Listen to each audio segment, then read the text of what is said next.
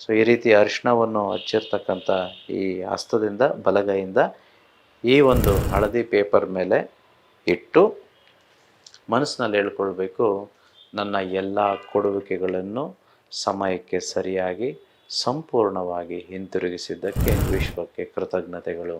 So ಸಮಯಕ್ಕೆ ಸರಿಯಾಗಿ ಅಂತ ಯಾರು ಹೇಳಬೇಕು? ಯಾರಿಗೆ ಸಮಯ ಗೊತ್ತಿಲ್ವೋ ಅವರು ಹೇಳಬೇಕು. ಯಾರಿಗೆಲ್ಲ ಅವರ ಕೊನೆಯ ದಿನಾಂಕ ಅಂದರೆ ಸಾಲ ತೀರುವ ಕೊನೆಯ ದಿನಾಂಕ ಗೊತ್ತಿದೆಯೋ ಅವರ ದಿನಾಂಕದ ಒಂದು ಹೇಳಿದ್ರೆ ಸಾಕು. ಸೊ ಹೇಗೆ ಕೊನೆಯ ದಿನಾಂಕವನ್ನು ತೆಗೆದುಕೊಳ್ಳೋದು? ಅದು ಉಪ್ಪಿನಿಂದ ಮಾಡುವ ತಂತ್ರದಿಂದ ನಾನು ಹೇಳ್ಕೊಟ್ಟಿದ್ದೀನಿ ಈಗಾಗಲೇ. ಯಾರಿಗೆ ಗೊತ್ತಿಲ್ವೋ ಅವ್ರು ದಯವಿಟ್ಟು ಕೇಳಿ ಮಾಡಬೇಕು. ಸೊ ಈ ರೀತಿ ಯಾರು ಪ್ರಮಾಣ ಮಾಡ್ತಾರೋ ಅವರು ಮತ್ತೆ ಮತ್ತೆ ಹಣಕಾಸಿನ ವಿಚಾರದಲ್ಲಿ ತಪ್ಪುಗಳನ್ನು ಮಾಡೋದಿಲ್ಲ. ಅಷ್ಟೇ ಅಲ್ಲ, ಇದನ್ನು ಮಾಡಿದ ದಿನದಿಂದ ನಿಮ್ಮ ಸುಪ್ತ ಚೇತನ ಮನಸ್ಸು ಬದಲಾವಣೆಯಾಗುತ್ತೆ.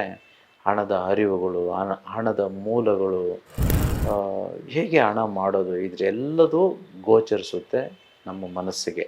ಸೊ ಹಾಗಾಗಿ ದಯವಿಟ್ಟು ಇದನ್ನು ಮಾಡಬೇಕು.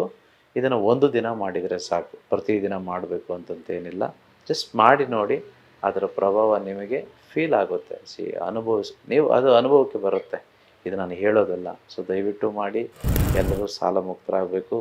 ನಿಜವಾದ ಶ್ರೀಮಂತಿಕೆ ಅಂತಂದರೆ ಇದಕ್ಕೂ ಮುಂಚೆ ಹೇಳಿದ್ದೇನೆ ನಾನು, ಆರೋಗ್ಯಭರಿತ ಒಂದು ದೇಹ, ಅನಾರೋಗ್ಯ ಇರಬಾರ್ದು. ಓಕೆ, ಅನಾರೋಗ್ಯ ಒಳ್ಳೆಯದಲ್ಲ. ಅದೇ ರೀತಿ ಸಾಲ ಇಲ್ಲದೆ ಇರೋ ಬದುಕು, ಹಾಗೆ ಚಿಂತೆ ಇಲ್ಲದೆ ಇರೋ ಮನಸ್ಸು, ಇವೆಲ್ಲ ತುಂಬ ಇಂಪಾರ್ಟೆಂಟು. ಸೊ ಹಾಗಾಗಿ ದಯವಿಟ್ಟು ಸಾಲ ಮಾಡೋದು ಬೇಡ.